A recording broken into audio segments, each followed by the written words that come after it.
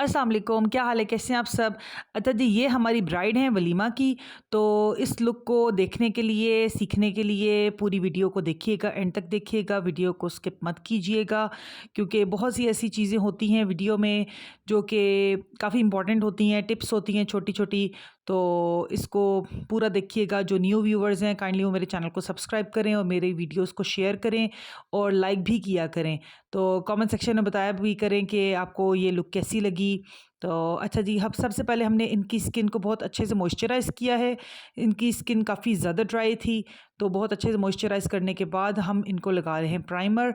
और प्राइमर भी हम इनके फेस पर बहुत अच्छे से ब्लेंड करेंगे, ताकि इनकी जो स्किन है वो अच्छे से प्रेप हो जाए। अच्छा, हर स्टेप में मैंने बीच में थोड़ा-सा गैप दिया था, अराउंड 1 मिनट का, ठीक है? तो सबसे पहले जब मैंने इनको मॉइस्चराइज़ किया था तभी मैंने 1 मिनट का गैप दिया था, फिर मैंने प्राइमर के बाद भी 1 मिनट का गैप दिया था, और अब मैं इनकी स्किन को कर रही हूँ कंसील। तो कंसील के लिए पहले कलर करेक्शन कर रही हूँ, तो कलर करेक्शन के लिए मैं चाइनीज़ स्टिक को यूज़ कर रही हूँ। इनके जहाँ-जहाँ डार्कनेस थी, थोड़ी-सी पिगमेंटेशन थी, वहाँ-वहाँ मैंने लगाई अपनी चाइनीज़ स्टिक, और उसको मैं कवर कर रही हूँ FS 38 से। तो ये आपको पहले भी बहुत वीडियोज़ में बता चुकी हूँ कि चाइनीज़ को आपने दूसरी जो कलर होता है उससे लाज़मी आपने उसको हाइड करना है। अच्छा, उसके बाद मैंने फ़ेस पे थोड़ी-सी इनकी आइवरी जो स्टिक होती है उसको स्प्रेड करने के बाद मैं उसको ब्लेंड कर रही हूँ बहुत अच्छे से। जो हमारी गिबरीनी की फाउंडेशन है उसके साथ मैं ब्लेंड कर रही हूँ। तो गिबरीनी में मैंने थोड़ा-सा पाउडर ऐड कर लिया था, जो कि हमारा ड्राई पैनकेक होता है क्रायलॉन का। उसको थोड़ा-सा मैंने स्क्रैच किया था, स्क्रैच करके अराउंड मतलब 1 पिंच के बराबर तकरीबन पाउडर होगा। उसको मैंने फाउंडेशन में ऐड किया, और मिक्स करने के बाद फिर मैं उसको अप्लाई कर रही हूँ एक स्पंज के साथ। और ये स्पंज मेरा वेट है, बहुत ज़्यादा वेट भी नहीं है, मैं मतलब डैम्प है जिसको कहते हैं, ठीक है? उससे मैंने अच्छे से इसको स्किन में सेट किया है, थोड़ा-सा गैप दिया है, गैप के बाद अब मैं इनके फेस पर अप्लाई कर रही हूँ फेस पाउडर। गैप देना बहुत ज़रूरी है, इसलिए क्योंकि अब मौसम बदल चुका है, समर्स आ गई हैं, तो अगर आप गैप नहीं देंगे तो आपकी जो स्किन पे जो जो आप अप्लाई कर रहे हैं वो हट जाता है, ठीक है? तो गैप देना बहुत ज़रूरी है। और ये अब मैं फेस पाउडर बहुत अच्छे से भर-भर के अप्लाई कर रही हूँ, ये स्टेप बहुत इम्पोर्टेंट है। अक्सर हमारे जो हम ज़्यादातर वीडियोज़ आप देखते होते हैं उसमें पाउडर का कम से कम इस्तेमाल दिखा रहे, लाइक मतलब दिखाते ही नहीं हैं। तो व्यूवर समझते हैं जी अप्लाई ही नहीं हुआ, ऐसा नहीं होता, अप्लाई होता है। क्योंकि जब तक आपका पाउडर नहीं लगेगा तब तक आपकी फाउंडेशन सेट नहीं होगी। पाउडर ही है जो कि एब्ज़ॉर्ब करता है फाउंडेशन को और उसको सेट करता है। तो उसको लगाने के बाद अब मैं ये माना ब्यूटी का लूज़ पाउडर है, उसको मैंने फुल फेस पर इनके अच्छे से स्प्रेड किया है, और ये लगा रहेगा। एंड में मैं इसको डस्ट ऑफ कर दूंगी। अंडर आइज़ पे मैंने ज़रा ज़्यादा किया है, क्योंकि आपको पता है कि कलर फिर फॉल ऑफ होते हैं, तो नीटनेस नहीं आती।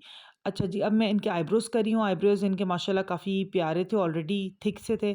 तो पहले मैंने इनको स्पूली से साफ़ किया, क्योंकि फाउंडेशन लग जाती है जब हम अपनी फाउंडेशन अप्लाई करते हैं तो। और अब मैं आईब्रोज़ को क्रिस्टीन के डार्क ब्राउन कलर जो हमारा होता है केक लाइनर, ठीक है? डार्क ब्राउन कलर का केक लाइनर, उसके साथ मैं आईब्रोज़ को फ़िल कर रही हूँ। और फ़िल करने के बाद मैंने आइज़ के ऊपर बेस को सेट किया है। ये बेस मैंने वही वाली जो हमारी आइवरी स्टिक होती है वो उसी को मैंने अप्लाई किया है। आइज़ के ऊपर वो अप्लाई करने के बाद एक पिंक शेड को मैं फ्लफ़ी ब्रश के साथ इनकी आईलिड्स के ऊपर अप्लाई कर रही हूँ। ज़रूरी नहीं है कि आपके पास कोई भी आई बेस होगी तो आप उसी से काम करेंगे। जब अगर आपके पास ये क्रायोलॉन की स्टिक्स मौजूद हैं, इनकी बहुत ये फुल फुल कवरेज होती हैं, हाई कवरेज होती हैं, तो आप इसी को अप्लाई करके अपनी आई बेस बना सकते हो। तो कोई ज़रूरी नहीं है एक्स्ट्रा चीज़ें ख़रीदने की, बस जो है उसी में आप अपना काम करें और क्लाइंट को सेटिस्फाई करके ही भेजें। अच्छा जी, इनकी आइज़ पे पिंक कलर अप्लाई करने के बाद एक पीच ऑरेंज सा शेड मैं अप्लाई कर रही हूँ इनके क्रीज़ एरिया में, और अब मैं इनको स्मज लाइनर वाला मेकअप करूँगी। तो ज़्यादा डार्क शेड नहीं दूँगी, मतलब स्मज कर दूँगी, लेकिन बहुत ज़्यादा डार्कनेस नहीं रहेगी। तो कॉर्नर्स को देखें किस तरीके से मैंने बिल्ड किया है लाइनर के साथ। ये केक लाइनर है क्रायोलॉन का, उसी से मैंने इनके कॉर्नर्स को बिल्ड किया है। कॉर्नर्स को देखें थोड़ा-सा मैंने थिक रखा है और नीचे अंदर वाली साइड जो है वहाँ से मैंने लाइनर को बारीक रखा है और बिल्कुल आगे तक नहीं लेकर आई, थोड़ा-सा पीछे है, ठीक है? तो अब मैं छोटा स्मजिंग ब्रश लिया है मैंने, क्रिस्टीन का है ये स्मजिंग ब्रश और इससे मैं लाइनर को स्मज कर रही हूँ। लाइनर की जो आउटर लाइन है, ठीक है? उसको स्मज कर रही हूँ, ना कि पूरे लाइनर को। और जहाँ तक शेप लेके गई थी उसी को मैं ऊपर की तरफ घुमा के लेके जा रही हूँ अपने ब्रश को, ठीक है? हमारा ये कॉर्नर से एक बिल्ड हो जाएगा इसके साथ। और ये कॉर्नर वैसे अगर आप कलर यूज़ करेंगे तभी बिल्ड हो सकता है, लेकिन आपको मैंने पहले भी बताया था कि जब हम लिक्विड चीज़ से करते हैं, कॉर्नर्स बिल्ड करते हैं तो नीटनेस आती है। तो इसलिए मैं ये कॉर्नर, एक तो इसमें थोड़ी-सी पिगमेंटेशन भी अच्छी हो जाएगी हमारे कलर की। दूसरा ये होगा कि हमारी नीटनेस भी आ जाएगी कॉर्नर में। तो साथ-साथ मैं मज़ीद अप्लाई कर रही हूँ, मतलब कलर को मैंने मज़ीद भी अप्लाई किया है। फिर एक मैंने राउंड ब्रश के साथ हमने जो पीच कलर अप्लाई किया था उसको दोबारा से अप्लाई किया। वहाँ पे अब देखिए मैंने पीच कलर जब अप्लाई किया तो उसने एक डिफरेंट शेड निकाला है, ठीक है? बड़ा खूबसूरत सा एक वो dark dark pink and orange की टोन में वो चला गया, ठीक है? तो इससे फ़ायदा ये होता है कि हमारे ऑटोमेटिकली न्यू कलर्स निकलने लग जाते हैं बड़े प्यारे-प्यारे से, फिर वो बहुत खूबसूरत लुक देते हैं आई मेकअप में। अच्छा जी, अब दूसरे कॉर्नर पे भी मैंने, दूसरी आई पे भी मैंने इसको स्मज किया है और सेट कर रही हूँ। जहाँ अगर मुझे लग रहा है जी ये कि सेटिंग में नहीं आ रहा, ब्लेंड नहीं हो रहा, तो वहाँ पे मैं फिंगर को भी यूज़ कर रही हूँ। आपने बिल्कुल भी घबराना नहीं है, आप अपनी फिंगर को भी इस्तेमाल कर सकते हैं, क्योंकि जो मज़े का मेकअप फिंगर के साथ होता है ना, वो किसी ब्रश के साथ भी नहीं होता। अच्छा, आइज़ आपने खुलवा के देखना है, अपनी फेस की तरफ करके देखना है जी कि हमारे जो दोनों कॉर्नर्स हैं आइज़ के वो बराबर आएँ, ठीक है? एक ये ना हो कि एक ऊपर हो जाए और एक नीचे हो जाए।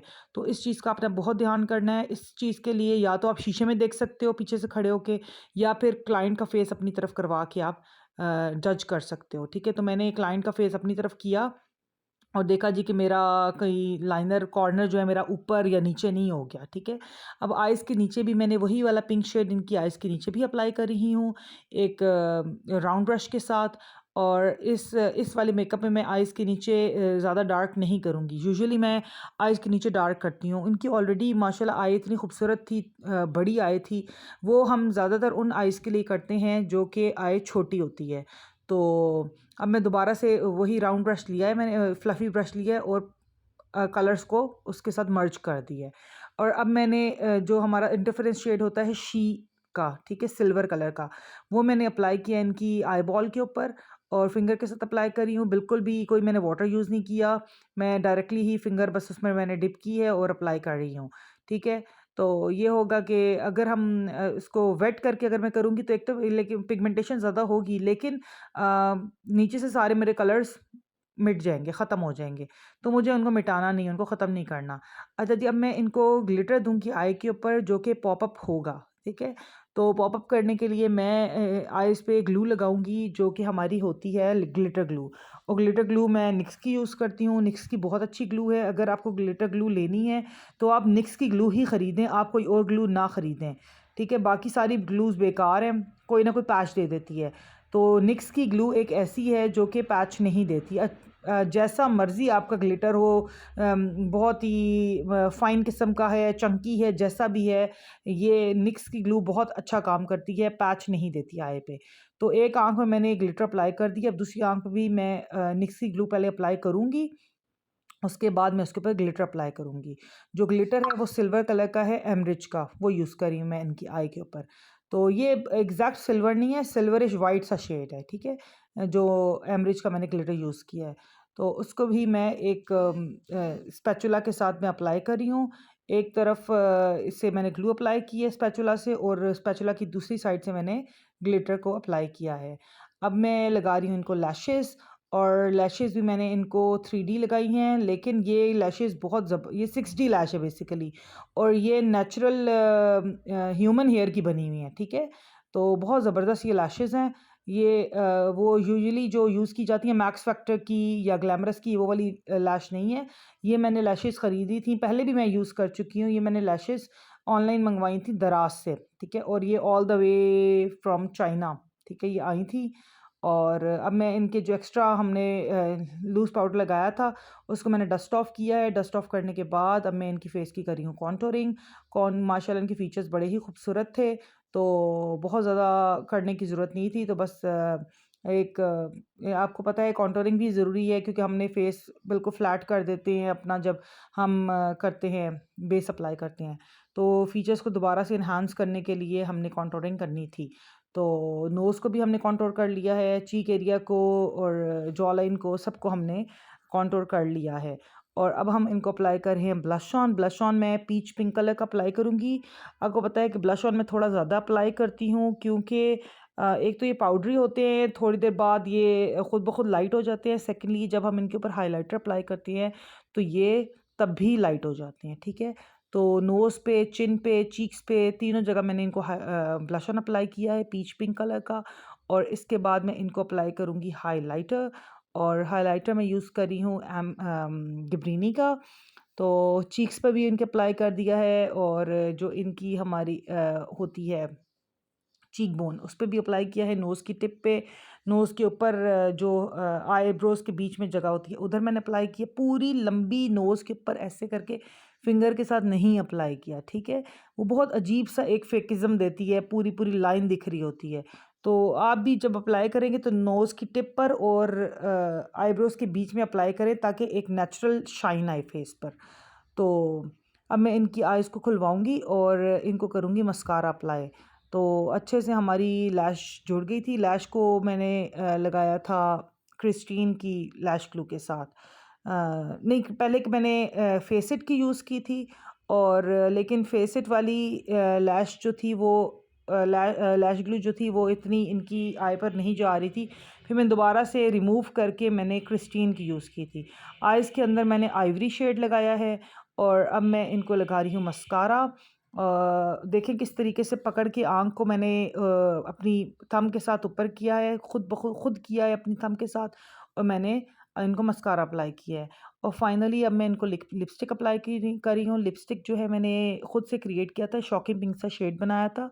इस शेड को बनाने के लिए मैंने रेड एंड पिंक कलर इन दोनों को मिक्स किया था, ठीक है। तो क्योंकि मेरे पास शॉकिंग शेड जो इनको रिक्वायर्ड था वो शेड नहीं था, तो मैंने खुद से इसको बनाया। तो आप भी ऐसा कर सकते हैं, आप भी डिफरेंट डिफरेंट कलर्स अपनी लिपस्टिक्स को मिक्स करके बना सकते हैं। तो बिल्कुल भी आपने घबराना नहीं है कि भाई अब नहीं है हमारे पास तो अब हम क्या करें। भाई कुछ भी हो सकता है। मेकअप की एक ऐसी फील्ड है जिसमें आपके पास चीज़ें नहीं भी हैं ना, तो आप लिमिटेड चीज़ों के साथ भी अपना काम कर सकते हैं, पूरा परफेक्ट काम दे सकते हैं। अच्छा, इस लिपस्टिक वाली जो क्लिप है इसको मैंने बहुत ज़्यादा कट नहीं किया, क्योंकि मुझे लोग कमेंट्स में कह रहे थे कि जी आप डार्क शेड को लगाने का तरीका सिखाएं, इसको दिखाएं। तो देखें किस तरीके से पहले मैंने इनकी जो हमारे कॉर्नर्स होते हैं, जो हमारी आउटर लाइन होती है, मैंने उसको बिल्ड किया है, ठीक है।